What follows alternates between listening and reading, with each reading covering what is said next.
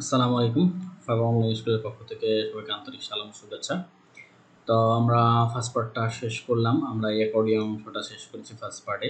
যারা first part দেখেননি তারা কাইন্ডলি দয়া করে ফার্স্ট পার্টটা দেখেন, তাহলে আপনারা বুঝতে পারবেন যে এই ধরনের অ্যাকর্ডিয়ন বা এই ধরনের টগল সেকশন কীভাবে তৈরি করা যায়। খুব সহজে আমি বোঝানোর চেষ্টা করেছি।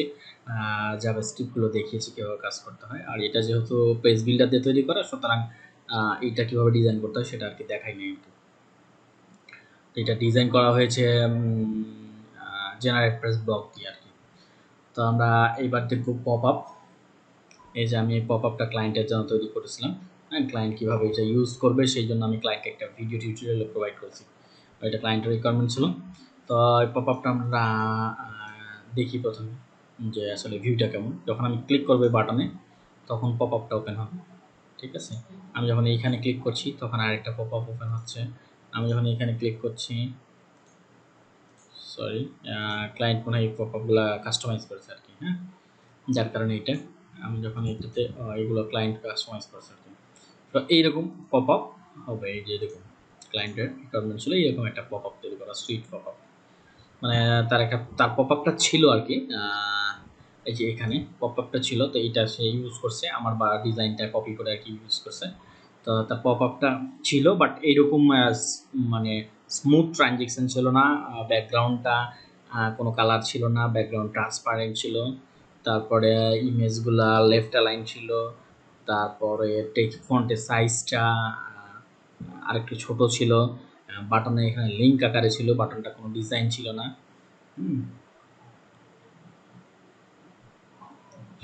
এইরকম।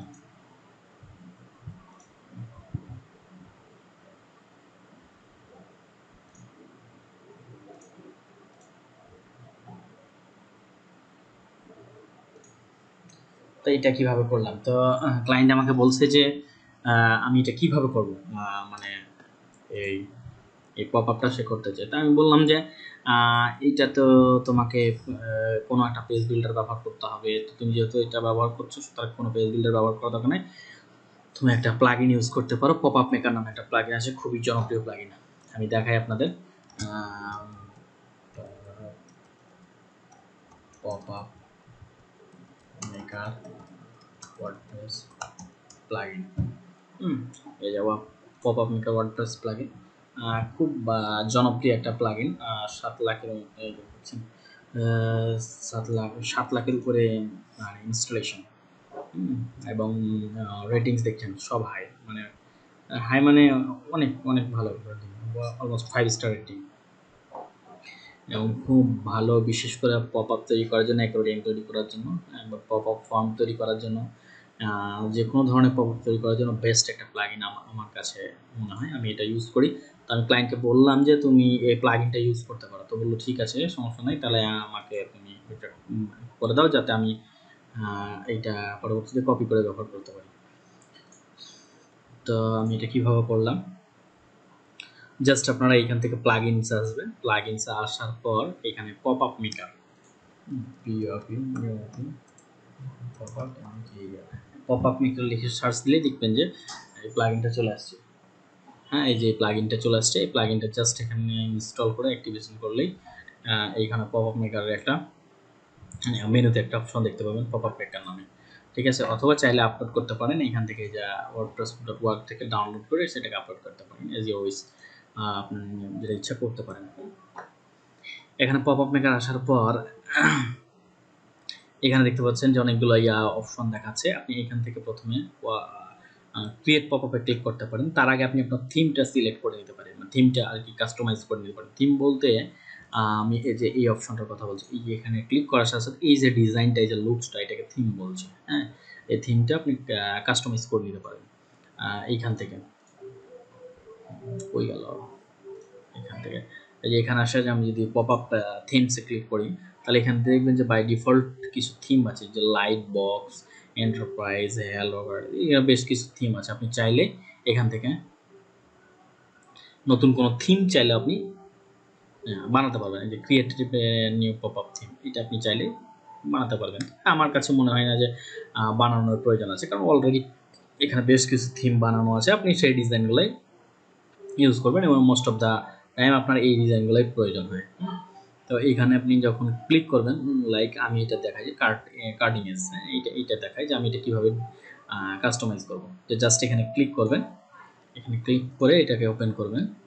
ওপেন করলে এখানে দেখবেন যে আপনি থিম সেটিংটা দেখতে পাচ্ছেন। হ্যাঁ, এখানে থিম সেটিং এই যে ওভারলে কালার বলতে এই যে ব্যাকগ্রাউন্ডে যে কালারটা দেখেন হালকা একটা, এই যে দেখেন এটা আমি যখন কেটে দেবো তখন দেখবেন যেটা লাইট কালারটা আসছে, হালকা একটা কিন্তু কালো কালারের একটা মানে শ্যাডো দেওয়া আছে।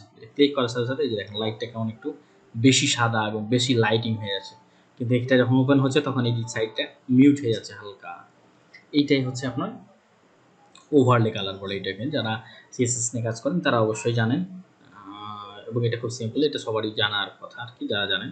হ্যাঁ, এখানে আপনার কালারটা সিলেক্ট করতে পারবেন, যে কোনো কালার এখান থেকে যেটা ইচ্ছা মতো আপনারা যে কোনো একটা কালার দিয়ে দিতে পারবেন। কালার দিয়ে সেইটার অপাসিটিটা আপনি 100% দিতে পারবেন। তবে আমি বলবো সবসময় 75%-এ 60 থেকে আপনার 80-এর মধ্যে আর কি রাখবেন। এই যে 60 থেকে 80-এর মধ্যে রাখবেন, কারণ ব্যাকগ্রাউন্ডে রেখে যেন এটা দেখা যায় আর কি, এটা হলে একটু দেখতে ভালো লাগে। আপনি চাইলে এখান থেকে কিন্তু এখানে একটা ইমেজও ইউজ করতে পারবেন। আপনি যদি এখানে ব্যাকগ্রাউন্ড ইমেজে ক্লিক করেন তাহলে এটা কিন্তু প্রিমিয়াম ভার্সন হলে আপনি এটা কিন্তু এই যে দেখেন এখানে কিন্তু ইমেজ ব্যবহার করতে পারবেন। যদি মনে করেন যে ব্যাকগ্রাউন্ড ইমেজ ব্যবহার করবো, তো আমি মনে করি নো নেসেসারি।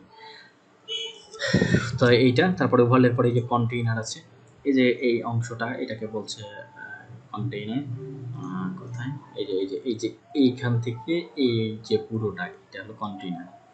এই যে এই অংশটুকু, যেইটুকু সাদা অংশটুকু যেটুকু দেখছেন এটা হলো কন্টেইনার। হ্যাঁ, এইখানে কন্টেইনারের মধ্যে প্যাডিং দেখতে পাবেন আপনারা, এই যে এখানে দেখবেন যে প্যাডিং, এই যে আপনারা এখানে প্রিভিউটা দেখতে পাবেন, এই যে এখানে প্রিভিউ। হ্যাঁ, প্যাডিং যদি আমি এখানে 0 পিক্সেল করে দিই, এই যে দেখেন এই যে কন্টেইনার সাদা অংশটা মানে এখানে কিন্তু নীল অংশটা। হ্যাঁ, আমি যদি এখানে 20 দিই তাহলে দেখবেন যে টেক্সটগুলো আরও ভিতরে চলে গেছে। এই যে দেখেন টেক্সটগুলো কিন্তু 20 পিক্সেলের কারণে ভিতরে চলে গেছে। ঠিক আছে, বর্ডার রেডিয়াস আমি যদি কন্টেইনারের এই যে কর্নারটা দেখছেন, এই কর্নারটা এটা আর কি তীক্ষ্ণ কর্নারের মতো হয়ে যাচ্ছে। আমি চাইলে এখান থেকে রেডিয়াসের মাধ্যমে এটা প্লাস করলে এটা কিন্তু এই যে রাউন্ডেড হয়ে যাচ্ছে। এই যে দেখছেন এই যে রাউন্ডেড হয়ে যাচ্ছে। এটা রাউন্ডেড হয়ে যাচ্ছে। ঠিক আছে, আবার ব্যাকগ্রাউন্ডে ক্লিক করলে যে ব্যাকগ্রাউন্ডে যে কালারটা আছে এই কালারটা আপনি এখান থেকে চেঞ্জ করতে পারবেন। চাইলে এটা কালো দিয়ে দিলাম, এই যে দেখেন ব্ল্যাক হয়ে গেল। ঠিক আছে, এইখান থেকে আপনি অপাসিটিটা কমিয়ে দিতে পারবেন, অপাসিটিটা এরকম করে দিতে পারবেন, যেরকম ইচ্ছা করতে পারবেন। সেমভাবে ব্যাকগ্রাউন্ড ইমেজ চাইলে ব্যবহার করতে পারবেন, যেটা প্রিমিয়াম ভার্সনের জন্য।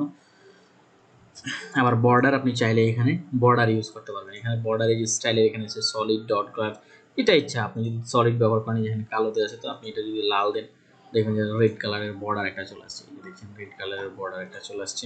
হ্যাঁ, থিকনেস আপনি যেরকম পারবেন এখানে যদি আপনি বর্ডারের থিকনেস বাড়াতে পারবেন। এই যে দেখেন বর্ডারের থিকনেস, যে বর্ডারের যে থিকনেসটা আছে এই যে কত পিক্সেল হবে সেইটা আপনি এখান থেকে বাড়াতে পারবেন আর কি। হ্যাঁ, তারপরে এখানে এটা চাইলে ডট এড করতে পারবেন, এই যে ডট ডট আকারে হবে। এইখানে চাইলে আপনি ড্যাশ করতে পারবেন, এই যে ড্যাশ আকারে হবে। হ্যাঁ, ব্যাকগ্রাউন্ড কালারটা আমি যদি সাদা করে দিই তাহলে এটা এরকম হয়ে গেল। আর কন্টেনার, হ্যাঁ, এই যেরকম আপনি বর্ডার দিতে পারবেন, যেইটা ইচ্ছা এখান থেকে যে কোনো ধরনের বর্ডার আপনি চয়েস করে আপনি দিতে পারবেন। ওকে, তো এটা ছিল বর্ডার। আর ড্রপ শ্যাডো, এই যে বর্ডারের নিচে আপনি এখন এটা বোঝা যাবে না আর কি শ্যাডোটা, তারপর বোঝা যাচ্ছে যেখানে দেখেন যে নিচে একটা হালকা কালো কালারের একটা শ্যাডো আছে। এই কালোটা হালকা শ্যাডোটার উপরে একটা শ্যাডো আছে, এই শ্যাডোটাকেই বলছে এটা ড্রপ শ্যাডো। ঠিক আছে, আমি যদি এটাতে লাল কালার দিই তাহলে এটা লাল না, এটা যদি আমি সবুজ দিই তাহলে এটা বুঝতে পারবেন। এই যে দেখেন এখানে সবুজ হয়ে গেছে বা নীল, এই যে দেখেন এই যে নীলটা বোঝা যাচ্ছে যে প্লাস দিয়ে। এইভাবে আপনারা কিন্তু ড্রপ শ্যাডোটা দিতে পারেন। ঠিক আছে, আর এখান থেকে অপাসিটি, হরিজন্টাল, ভার্টিক্যাল, ব্লার এগুলো সব এখান থেকে কন্ট্রোল করতে পারবেন। এবার আমরা টাইটেলে আসি। এই যে টাইটেল বলতে এই যে এখানে যে টাইটেল টেক্সটটা ছিল আর কি, এটা যত সাদা আছে এই কারণে দেখা যাচ্ছে না, কালো দিলে এই যে দেখা যাবে টাইটেল টেক্সট। এখান থেকে আপনার টেক্সটটা ফন্ট সাইজটা কন্ট্রোল করতে পারবেন, ফন্ট সাইজটা যে কোনো যতটুকু ইচ্ছা ততটুকু দিতে পারবেন, লাইন হাইটটা যতটুকু ইচ্ছা ততটুকু দিতে পারবেন। লাইন হাইটটা, ফন্ট ফ্যামিলিটা এখান থেকে চেঞ্জ করতে পারবেন। আমি যদি ফন্ট ফ্যামিলি চেঞ্জ করি, এই যে দেখেন পপিন্স করে দিই, এই যে দেখেন পপিন্স হয়ে গেল। ঠিক আছে, এখান থেকে ফন্ট ওয়েটটা আপনার চেঞ্জ করতে পারবেন। এখান থেকে আমি যদি 900 দিই তাহলে এক্সট্রা বোল্ড হয়ে গেল আর কি। ঠিক আছে। ফন্ট স্টাইলটা আপনারা চেঞ্জ করতে পারবেন, ইটালিক দিলে একটু বাঁকা হয়ে যাবে। হ্যাঁ, অ্যালাইনমেন্ট আপনারা লেফট আছে, সেন্টার করতে পারবেন, যে সেন্টারে চলে গেল। ঠিক আছে। অ্যালাইনমেন্ট আপনারা জাস্টিফাই করতে পারবেন, রাইট করতে পারবেন, রাইটে চলে গেল। ঠিক আছে। জাস্ট যেটা আর কি দরকার সেইটা আপনারা এখান থেকে খুব ইজিলি কাস্টমাইজ করতে পারবেন। এই জন্যই আমার আসলে এই আমি সবসময় এই পপআপ মেকারটাকে প্রেফার করি। আর এই যে কন্টেন্ট বলতে এই অংশটুকু আছে, এখান থেকে আপনারা এটা চেঞ্জ করতে পারবেন। বাট এখানে কন্টেন্টের ক্ষেত্রে একটাই সমস্যা, সেটা হলো আপনারা এখান থেকে কিন্তু তার ফন্ট সাইজটা চেঞ্জ করতে পারবেন না।